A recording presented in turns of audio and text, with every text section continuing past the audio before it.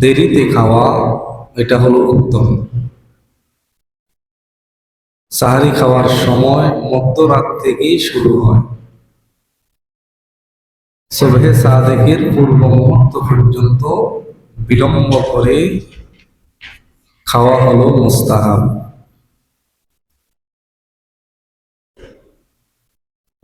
عن سهر بن سعيد رضي الله تعالى عنه قال كنت تسحر في أهلي ثم تكون سرعتي أن أدرك السجود مع رسول الله صلى الله عليه وسلم رواه البخاري। হযরত সাহার ইবনে সাদ রাদিয়াল্লাহু তাআলা আনহু থেকে বর্ণিত, তিনি বলেন, আমি আমার পরিবারের সাথে সাহারি সম্পূর্ণ করি, তাড়াহুড়া করে আমি রাসূলের সাথে জামাতে শরীক হয়ে যেতাম, মসজিদে যেতাম। তার মানে হলো শেষ সময়ে তারা সাহারি খেতেন। আমরা তো অনেক লং আগে খেয়ে ফেলি না, একদম আজানে বা শেষ হওয়ার কাছাকাছি সময় শেষ করা সাহারি। عن أنس عن زيد بن ثابت رضي الله تعالى عنه قال تسحرنا مع النبي صلى الله عليه وسلم قام إلى الصلاة قلت كم كان بين العزاء والسحور قال قدر 50 آية رواه البخاري। আল্লাহ নবীর সাহাবী হযরত যায়েদ ইবনে সাবিত রাদিয়াল্লাহু তাআলা আনহু বলেন, আমরা নবী করিম সাল্লাল্লাহু আলাইহি ওয়াসাল্লামের সাথে সাহারি খেয়েছি, তারপরে সালাতে দাঁড়িয়েছি, মানে নামাজে দাঁড়িয়েছি। হযরত আনাস বলেন, নামাজে যে আপনারা দাঁড়িয়েছেন এর মধ্যে কতটুকু ব্যবধান ছিল সময়, সাহারি এবং নামাজ এর মধ্যে কতটুকু ব্যবধান। তিনি বলেন 50 আয়াত। 50 আয়াত পড়ার যে সময়টা, ওই সময় আমাদের মধ্যে ব্যবধান ছিল 50 আয়াত তেলাওয়াত করতে যে সময়, তার মানে হলো 15 থেকে 20 মিনিট আযানের সময় আগে আমরা সাহারি শেষ করতাম। 15 থেকে 20 মিনিট আগে সাহারি সম্পূর্ণ। তার মানে হলো এই হাদিসগুলা থেকে আমরা বুঝলাম যে সাহারিটা শেষ সময় খাওয়াটাই হলো সুন্নাত বা মুস্তাহাব। এখন আসেন ইফতার। সূর্য ডুবার সাথে সাথে ইফতারের সময় হয়ে যায়।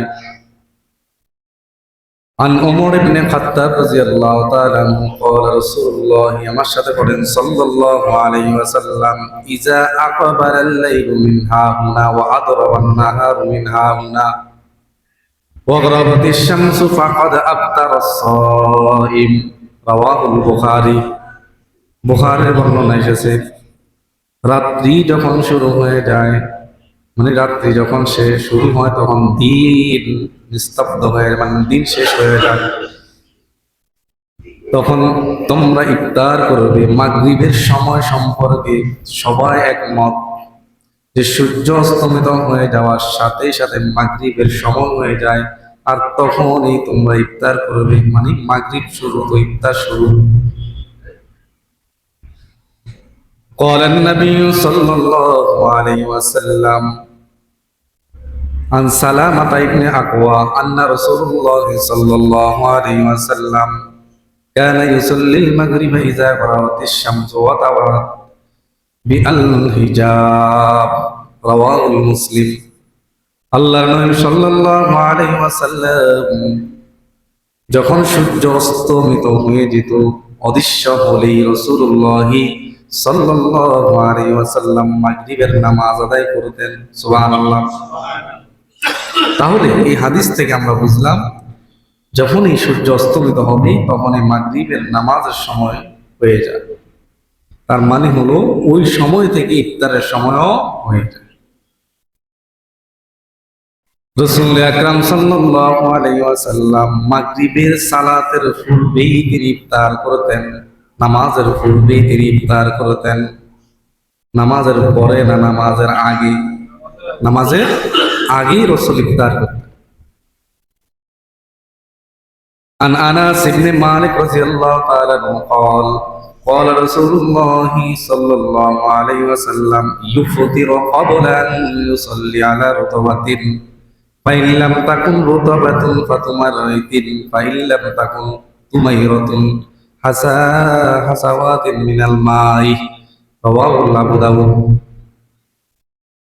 আল্লাহর নবী বিশ্ব নবীর সাহাবী হযরত আনাস ইবনে মালিক বলেন, মাগরিবের যখন নামাজের পূর্বে রাসূলুল্লাহ সাল্লাল্লাহু আলাইহি ওয়াসাল্লাম ইফতার করার জন্য তাজা খেজুর নিতেন।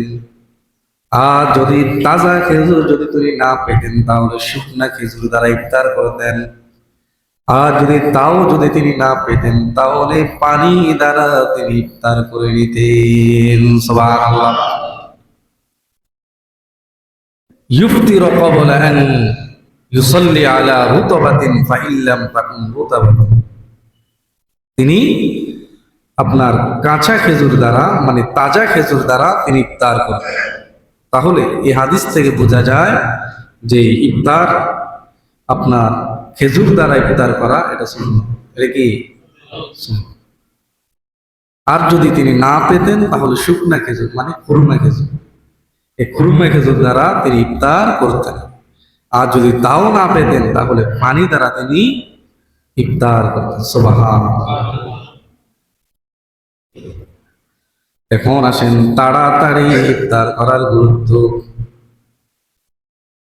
عن أبي هريرة رضي الله تعالى عنه قال لا يزال الناس بخير ما عجلوا الفطر عجلوا الفطر فطرا فإن اليهود يوكرون رواه ابن ماجه আল্লাহর নবী বিশ্বনবী বলেন, তোমরা ততদিন পর্যন্ত কল্যাণের সাথে থাকবে যতদিন তোমরা ইফতার তাড়াতাড়ি করবে।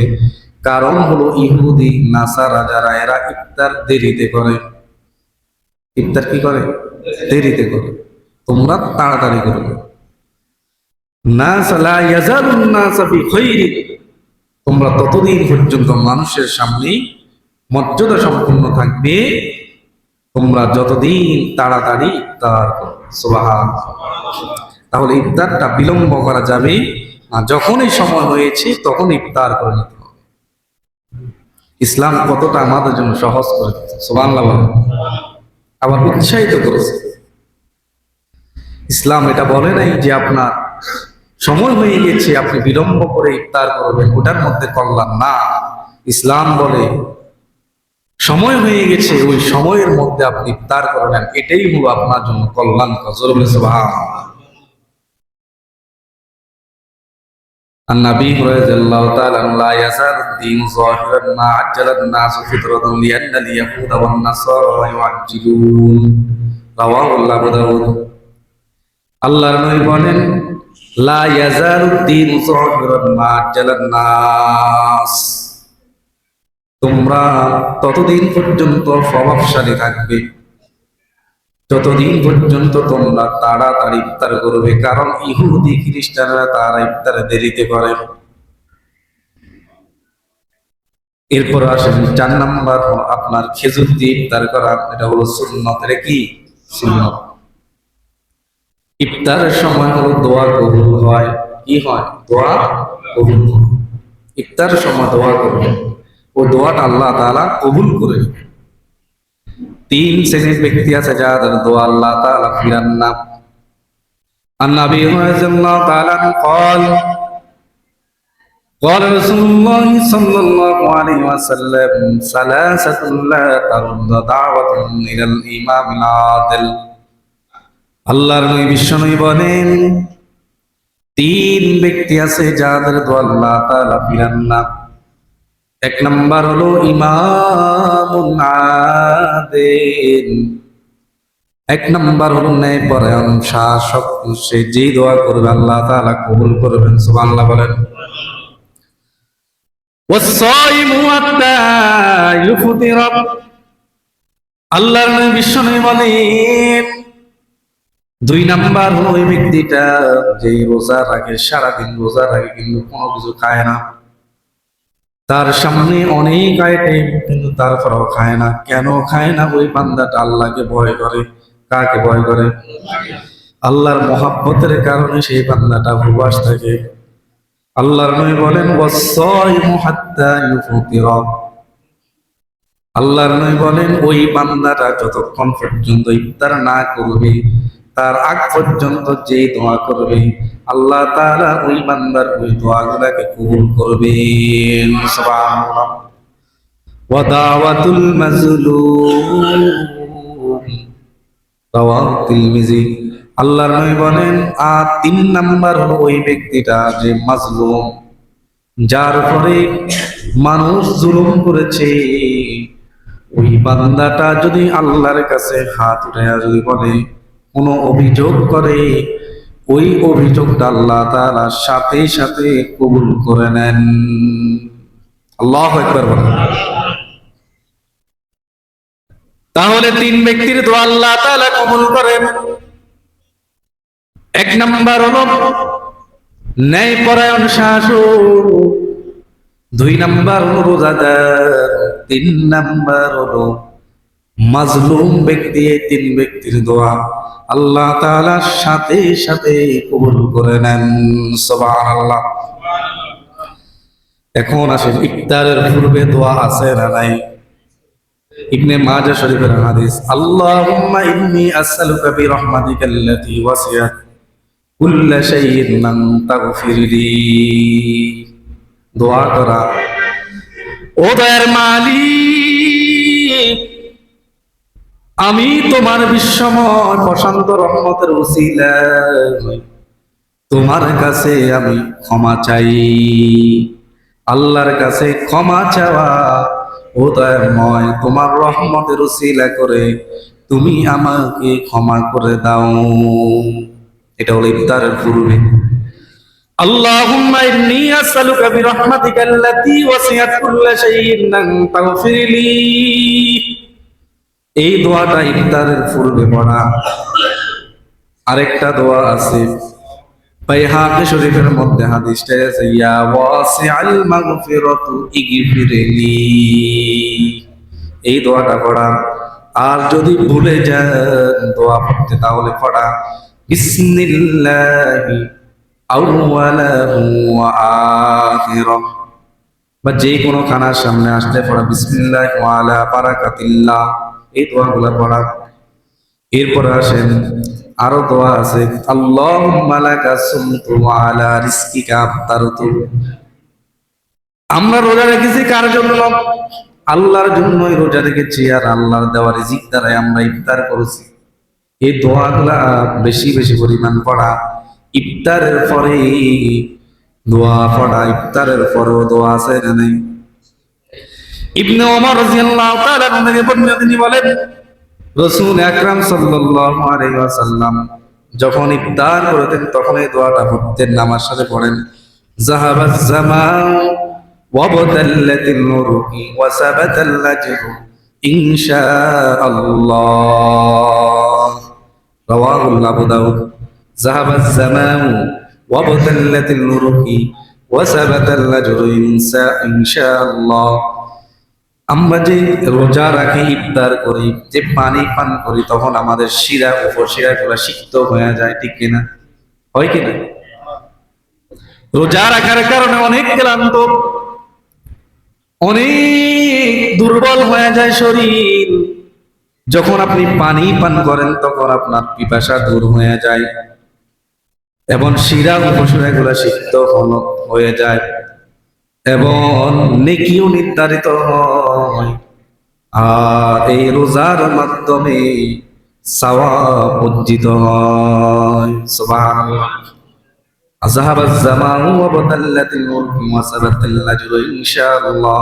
শিরা উপশিরা সিক্ত হলো, নেকি যুক্ত হলো, এমনকি আল্লাহ যদি চায় তাহলে এই রোজার মাধ্যমে সওয়াব দিবেন আল্লাহ তাআলা।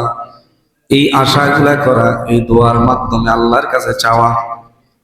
ওয়াসাবাতাল আজরু ইনশাআল্লাহ, আল্লাহ যদি চান তাহলে এই রোজার মাধ্যমে আমার জন্য সওয়াব রেখেছেন তিনি কে?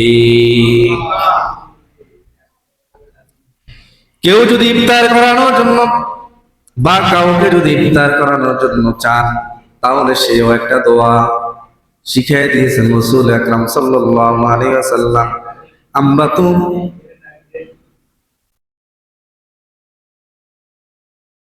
এদিকে চলে আসেন, সামনে চলে আসেন। আমরা অনেকে বিভিন্ন জায়গায় ইফতার করি, করি কিনা? কথা বলতে হবে, করি কিনা? ইফতার করার পরে আমরাও একটা দোয়া করার দরকার আছে না নাই? ওই ব্যক্তিদের জন্য একটা দোয়া শিখিয়ে দিয়েছেন রাসূল। আল্লাহর নবী, বিশ্ব নবী সাল্লাল্লাহু আলাইহি ওয়াসাল্লাম এর সাহাবী হযরত আনাস থেকে বর্ণিত, তিনি বলেন রাসূল আকরাম সাল্লাল্লাহু আলাইহি ওয়াসাল্লাম সিয়াম অবস্থায় সাঈদ ইবনে উবাইদা রাদিয়াল্লাহু তাআলা আনহুর নিকট গেলেন। সাঈদ ইবনে উবাইদা তার নিকট গেলেন, তখন তিনি রুটি এবং জাইতুনের তেল নিয়ে আসলেন রাসূলের কাছে। জোরে বলে সুবহানাল্লাহ। রুটি এবং জাইতুনের তেল, সুবহান আল্লাহর নবী, বিশ্ব নবী এই রুটি এবং জাইতুনের তেল দিয়ে যখন খেলেন, খাওয়ার পর রাসূল আকরাম সাল্লাল্লাহু আলাইহি ওয়াসাল্লাম দোয়া করলেন তার জন্য। কি দোয়া করলেন? ইবনে মাজার মধ্যে এসেছে হাদিস, আফতারা ইনদাকুমুস সাইমুনা ওয়া আকালা তাআমুকুমুল আদবার ওয়া সাল্লাত আলাইকুমুল মালায়েকা। সুবহানাল্লাহ বলেন। আল্লাহর নবী, বিশ্ব নবী দোয়া করলেন, সিয়াম পালনকারীগণ, রোজা পালনকারীগণ তোমার নিকট ইফতার করুক। সুবহানাল্লাহ বলেন। এবং সৎ নেককার লোকেরা তোমার ইফতার গ্রহণ করুক এবং ফেরেশতারা তোমার জন্য দোয়া করুক। সুবহানাল্লাহ। আফতারা ইনদাকুমুস সাইমুনা, ইফতার করে মানে যারা ইফতার করে মানে যারা রোজাদার, তারা যেন তোমার ইফতার গুলা খায়। সুবহানাল্লাহ বলে। আর নেককার লোকেরা যেন তোমার ইফতার গ্রহণ করে। ওয়া কালা তাআমুকুমুল আদবার ওয়া সাল্লাত আলাইকুমুল মালাইকাতু, নেককাররা যেন তোমার ইফতার গ্রহণ করে এবং ফেরেশতারা যেন তোমার জন্য দোয়া করে। সুবহানাল্লাহ। তাহলে এই কথাগুলোকে আমরা বাংলাতে বলতে পারবো না? আমরা বলবো কি, আরো যদি ঘরে যদি খানা খান, ইফতার করেন, তাহলে এই কথাগুলো বলবো বাংলাতে। বলো যে আল্লাহ, এই তোমার ঘরে কি নেককাররা কি করো, তোমার ইফতার গ্রহণ করো। বুঝেন না কথা? আর সিয়াম পালনকারীগণ তোমার ইফতার গ্রহণ করো, ফেরেশতারা তোমার জন্য দোয়া করো। এই কথাটা বলা যাবে না? বাংলাতে বলবে সিয়াম পালনকারীগণ তোমার ইফতার গ্রহণ করুন। এটা কত বড় দোয়া! রাসূল এই দোয়াটা করেছে, তাহলে আমরাও এই দোয়াটাই করব। এরপর আসেন রোজাদারকে ইফতার করানোর ফজিলত। আমরা তো শুধু নিজের আয়ে রোজা রাখি, অন্যকে ইফতার করানোর কোনো টেনশন নাই। না না,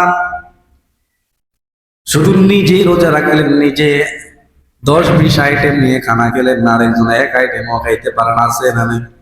আপনাদের এলাকায় নাই? আছে না নাই?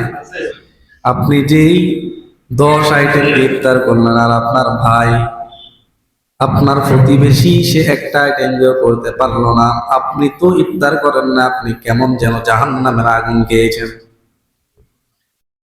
এই জন্য ইফতার শুধু নিজে করবেন না এমন না, অন্য কেউ করাবেন। করালে লাভ না ক্ষতি? লাভ আছে না নাই? এখন শুনেন, লাভ আছে না নাই? আন যায়েদ ইবনে খালিদিন জুহানি ক্বাল রাসূলুল্লাহি সাল্লাল্লাহু আলাইহি ওয়াসাল্লাম মান ফাত্তারা সাইমান কানা লাহু মিসলা আজরিহি গায়রা আন্নাহু লা ইয়ানকুসু মিন আজরি সাইমি শাইআ।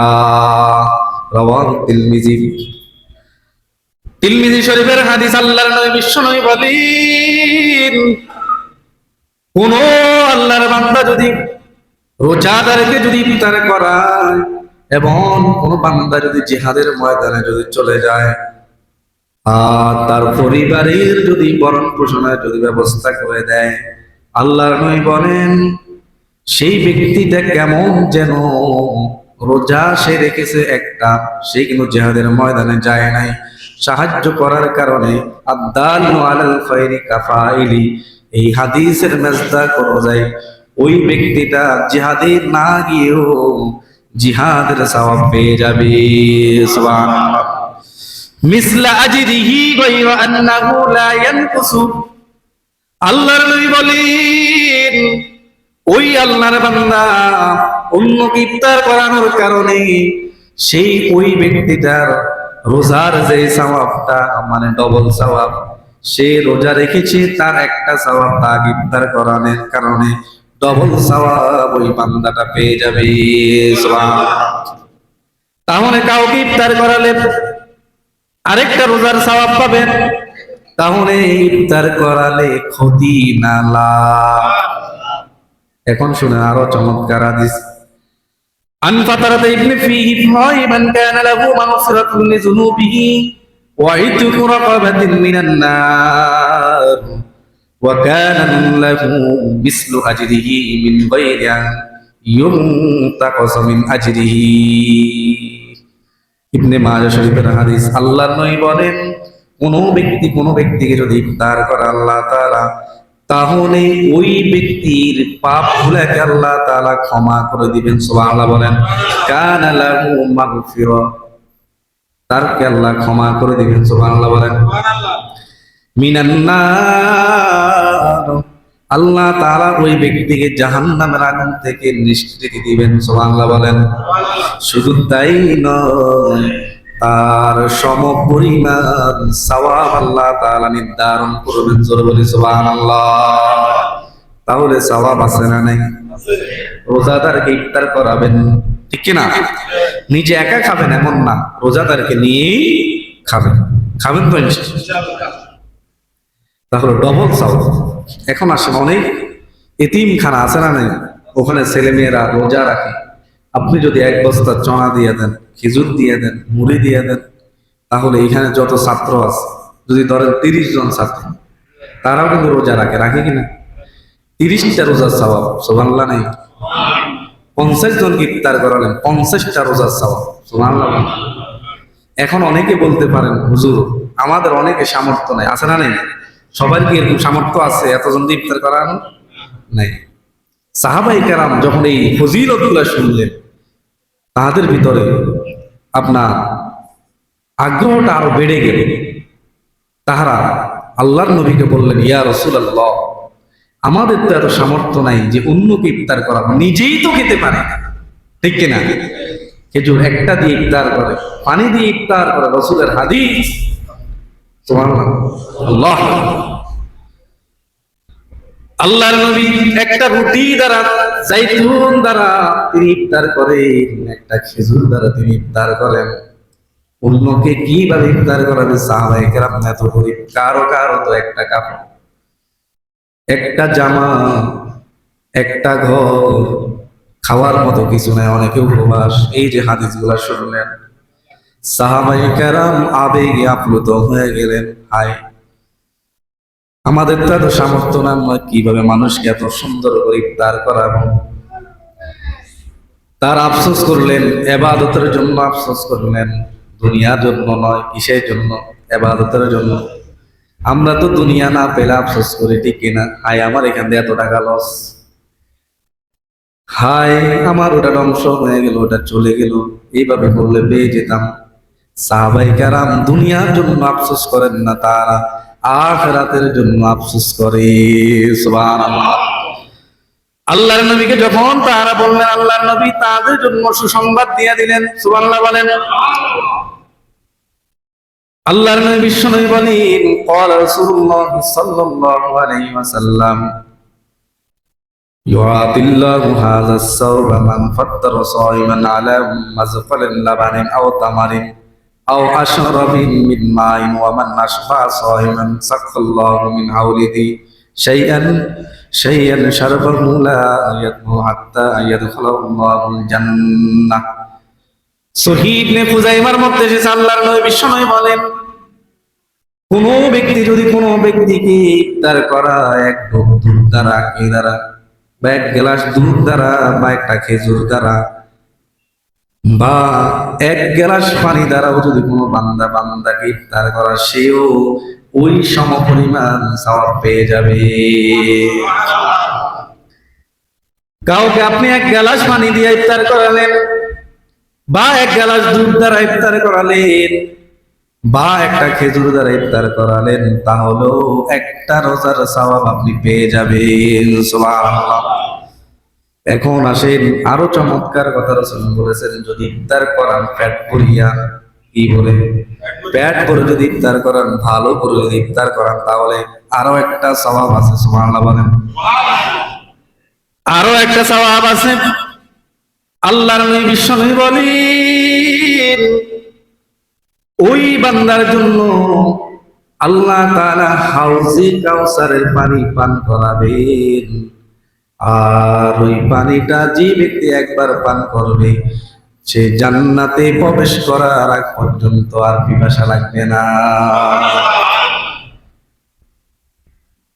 তাহলে ইফতার করালে 1 নাম্বার হলো আল্লাহ মাফ করে দিবেন, 2 নাম্বার হলো আল্লাহ তাআলা আপনাকে একটা রোজার সওয়াব দিবেন, 3 নাম্বার হলো জাহান্নাম থেকে আল্লাহ মুক্তি দান করবেন। আর পেট ভরিয়া যদি কাউকে ইফতার করাতে পারেন, তাহলে আল্লাহ তাআলা আপনাকে হাউজে কাউসারের পানি পান করাবে। কয়টা ফজিলত সেক্টর খেয়াল রাখবেন। তাহলে আজকে থেকে কার্পণ্য করবেন না, চাবেন আমার সাথে যেন একজন ইফতার করে, বুঝলেন কথা, তালাশ করবেন। নেকের কাজে প্রতিযোগিতা করা, কারণ এই মাসটা হলো নেকের মাস, এই মাসটা হলো অর্জনের মাস। কিসের মাস? অর্জনের মাস। এই মাসে বেশি বেশি পরিমাণ ইবাদত করবেন। আল্লাহর নবী বলেন, আল্লাহর নবী আমাদেরকে আদেশ করেছেন নেকের কাজে প্রতিযোগিতা দেওয়ার জন্য। ইয়া বাদিরু বাদিরু বিল আমালিস সালাহ। আল্লাহর নবী বলেন, নেকের কাজে তোমরা প্রতিযোগিতা করো। কিসের কাজে? নেকের কাজে। আর আমরা গুনার কাজে প্রতিযোগিতা করি, ঠিক কিনা? সম্পূর্ণ বিপরীত। আর আল্লাহ তাআলা বলেন সূরাত আত-তাকফীরের মধ্যে আল্লাহ তাআলা বলেন, ওয়া ফি যালিকা ফাসিল মুতানাফিসুন।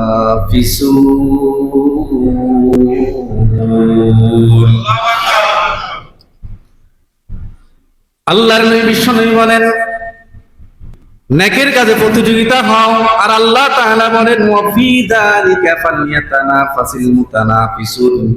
জান্নাতে যে নিয়ামতগুলো আল্লাহ তাআলা আমাদের জন্য রেখেছেন, তা অর্জন করার জন্য প্রতিযোগিতা করার নির্দেশ দিয়েছেন স্বয়ং আল্লাহ। সুবহানাল্লাহ। এখন আসেন, এই রমজানে আমাদের কিছু কাজ আছে। 1 নম্বরে কাজ হলো আল্লাহর কাছে বেশি বেশি পরিমাণ দোয়া করা। আল্লাহর কাছে বেশি বেশি পরিমাণ দোয়া করা। কি দোয়া করা?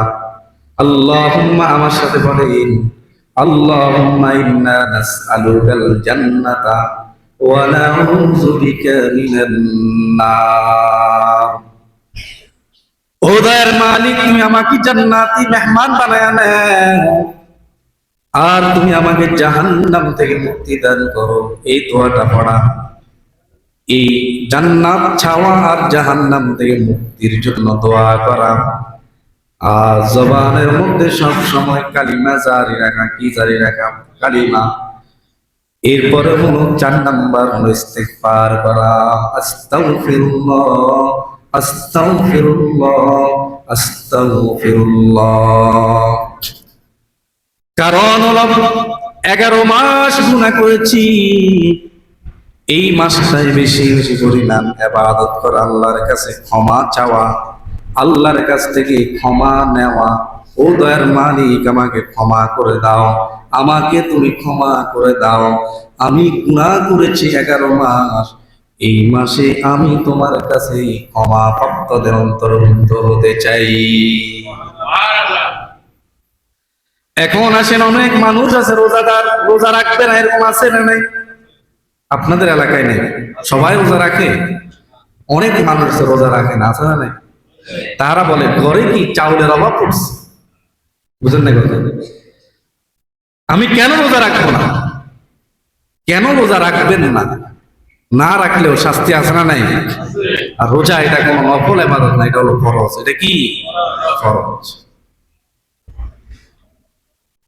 রোজা যদি কেউ অস্বীকার করে তাহলে সে কাফের হয়ে যাবে, সাথে সাথে কাফের। ইসলাম থেকে মুসলমানের খাতা থেকে নাম কাটা। আর যদি কেউ না রাখে তাহলে হবে ফাসিক। অস্বীকার করলে সাথে সাথে সে কি কাফের, কারণ এটা হলো ফরজ বিধান। কি বিধান?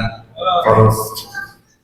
এখন আসেন, কেউ যদি ফরজ এই রোজাটা যদি না রাখে তাহলে সে যদি রোজার বদলায় যদি কাজা যদি পুরা বছর যদি রোজা রাখে, এই রোজার সমতুল্য হবে না। আল্লাহু আকবার।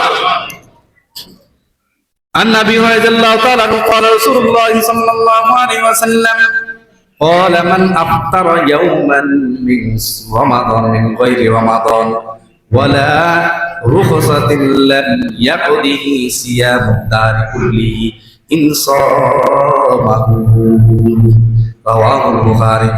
আল্লাহর নবী বলেন, রমজান রোজা একটা যদি কেউ ভেঙে ফেলে আর পরবর্তীতে যদি লাগাতার যদি পুরা বছর রোজা রাখে, ওই একটা রোজার সমতুল্য হবে না। সুবহানাল্লাহ বলেন। এখন আসেন রোজা না রাখার শাস্তি। আবু উমামা বাহিলি রাদিয়াল্লাহু তাআলা থেকে বর্ণিত সহিহ ইবনে কুযাইমার মধ্যে এসেছে, একটু খেয়াল করে শুনেন। আবু উমামা বাহিলি রাদিয়াল্লাহু তাআলা থেকে বর্ণিত, তিনি বলেন রাসূল আকরাম সাল্লাল্লাহু আলাইহি ওয়াসাল্লাম বলেন, আমি শোয়া অবস্থায় ছিলাম, এমত অবস্থায় দুইজন ফেরেশতা আসলেন, এসে আমার দুইটা বাহুকে ধরে তার আমাকে সামনের দিকে নিতেছেন। এমন সময় দেখলাম একটা পাহাড়, বিশাল উঁচু একটা পাহাড়। আমি বললাম, ফেরেশতাদেরকে বললাম, আমি এই পাহাড়ে চড়তে পারবো না, এটা অনেক উঁচু। তখন ফেরেশতারা বললেন, এটা আপনার জন্য সহজ করে দেওয়া হবে। আল্লাহর নবীকে নিয়ে সামনের দিকে অগ্রসর হতে লাগলেন। আল্লাহর নবী বলেন, পাহাড় থেকে চিৎকারের আওয়াজ আসতেছে। আল্লাহু আকবার। চিৎকারের আওয়াজ। কিন্তু কেন এই চিৎকারের আওয়াজ? এরপরে সামনের দিকে দেখলাম কিছু মানুষ পা হলো তাদের উপরের দিকে, আর তাদের মুখ হলো নিচের দিকে, আর মুখগুলা হলো কাটা, মুখ বেবে আগুনের, মুখ বেবে রক্ত পড়তেছে, আর তারা চিল্লাইতেছে, আহ আহ আহ, কি অপরাধ করলাম, কেন রোজা ভাঙলাম, কেন রোজা রাখলাম না, আফসোস করতেছে। রাসূল এই দৃশ্যটা দেখে উম্মতকে সতর্ক করলেন, তোমরা যদি রোজা ভেঙে ফেলো তোমাদের এই কঠিন শাস্তির জন্য প্রস্তুত থাকতে হবে। আল্লাহু আকবার। নাউজুবিল্লাহ। তাহলে রোজা না রাখলে শাস্তি কঠিন না সহজ? পা দুইটা থাকবে নিচের দিকে, মাথা থাকবে নিচে, আর জিহ্বাকে জাহান্নামের কেসি দ্বারা কেটে ফেলা হবে। এই কঠিন দৃশ্যটা রাসূল দেখলেন, আর রাসূল দেখে উম্মতকে সতর্ক করলেন যে তোমরা রোজা ভেঙ্গো না, রোজা রাখবে। সুবহানাল্লাহ। আচ্ছা, রোজা রাখলে লাভ না ক্ষতি? বিজ্ঞানের আলোকে রোজা রাখলে 17 থেকে 18টা উপকার আছে। কিসের আলোকে?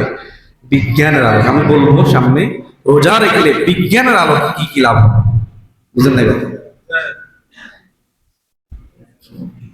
এই জন্য রোজা রাখবেন, রোজা রাখলে অনেক উপকার। তবে ইফতার আমরা একটা আফসোসের বিষয়, সেটা হলো আমরা রোজা নিয়েছি রাসূল থেকে। কার থেকে?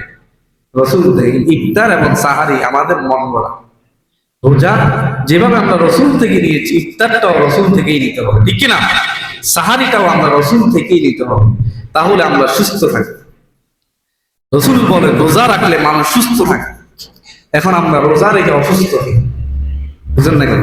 কারণ আমরা রোজা রাসূল থেকে নিয়েছি, ইফতার এবং সাহারি রাসূল থেকে নেই না। ঠিক কিনা? যদি রসুল থেকে ইফতার সাহারি নেন তাহলে অবশ্যই আপনি সুস্থ থাকবেন। রসুল থেকে ইফতার এবং সাহারি কি? রসুল ইফতারে করতেন খেজুর দ্বারা, কি দ্বারা? রুটি দ্বারা, জয়তুনের তেল দ্বারা, সুবহানাল্লাহ বলেন, শুকনা খেজুর দ্বারা, পানি দ্বারা, দুধ দ্বারা। আর আমরা কি করি? সনা, বেগুনি, আলুর চপ, ঠিক কিনা? সম্পূর্ণ আপনার বিপরীত। আপনি যে পুরা 10 থেকে 12-14 ঘন্টা উপবাস ছিলেন, আপনার যে কোষ আছে, যত জীবাণু আছে, এরা, আমরা যে খানা খাই এগুলা অনেক সময় লাগবে বলতে। খানা খাই, আমরা মনে করি আমরা খানা খাই পেটে দেওয়ার জন্য, না, আমাদের শরীরের মধ্যে মিলিয়ন মিলিয়ন কোষ আছে, জোরে বলে সুবহানাল্লাহ। ওই কোষগুলা খানা খায়। আপনি যখন এই 12-13 ঘন্টা উপবাস থাকেন, কোষগুলা খানা পায় না, যত জীবাণু আছে সবগুলা সে খেয়ে ফেলে। এখন আসেন, সে মরা মরা অবস্থায় থাকে। আপনি যখন আবার তেলযুক্ত খানা খান, সে আবার উজ্জ্বলিত হবে। বুঝলেন না কথা? যদি ওই সময় যদি আপনি তেলযুক্ত খানা অ্যাভয়েড করতেন, ভালো জিনিস খেতেন, খেজুর খেতেন, আপনার এভাবে করে টক্সিন মুক্ত জিনিসগুলো যদি খেতেন, ফল খেতেন, তাহলে সে আর ওই জীবাণুগুলো আর বাঁচত না। তাহলে আপনি অটোমেটিক আপনি সুস্থ। বুঝলেন না কথা? এখন আসেন, আমাদের অনেকের পিপাসা লাগে যায়, লাগে কিনা? কি খেলে পিপাসা কম লাগে? খেজুর খাবেন। কি খাবেন? খেজুর আপনার পানিকে আপনার ধরে রাখে, সুবহানাল্লাহ বলেন। খেজুরের মধ্যে অনেক ক্যালোরি আছে, অনেক ক্যালোরি। খেজুর খাবেন, কলা খাবেন, দুধ খাবেন, পারলে মাশরুম খাবেন। বুঝলেন না কথা? মাশরুম তো আমরা খাই না, মাশরুম রসুলের প্রিয় খাবার না, আমরা মাশরুম চিনিও না, ঠিক কিনা? এই জন্য এই খাবারগুলা খাবেন, ইনশাআল্লাহ রোজা আপনাকে দুর্বল করবে না। রোজা রেখে আপনি আবার আরাম পাবেন, সুবহানাল্লাহ বলেন। মজা লাগবে, শান্তি লাগবে। আমরা খাই উল্টা, এই জন্য আমরা দুর্বল। বুঝলেন না কথা? সাহাবায়ে কেরাম রোজার দিনে শুধু রোজা রাখতেন এমন না, তার পরবর্তীতে রোজা রাখতেন।